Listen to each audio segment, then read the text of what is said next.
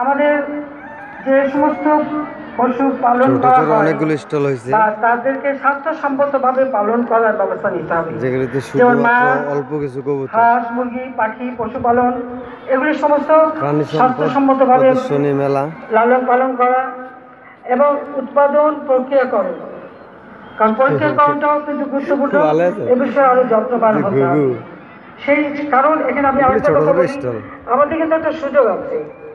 আমরা কিন্তু আমাদের হালাল মাংস পৃথিবীর অনেক দেশ এখন ক্রয় করতে চায়, আর সেই সুযোগটা আমাদের নিতে হবে। একটা মানে আমি বলবো যে আমাদের এই প্রাণী সম্পদটা, আমাদের পশু পাখি, হাঁস, মুরগি, গরু, ছাগল, ভেড়া, যাই আমরা আরো আছে, সেগুলি কয়টা আছে টার্কি? আমরা কিভাবে লালন পালন করছি, আরো দুইটা চারটে আছে, টোটাল চারটে না? মানে যখন এগুলি জবাই করা হয় স্বাস্থ্যসম্মতভাবে করা হচ্ছে কিনা, বিদেশে রপ্তানি করতে গেলে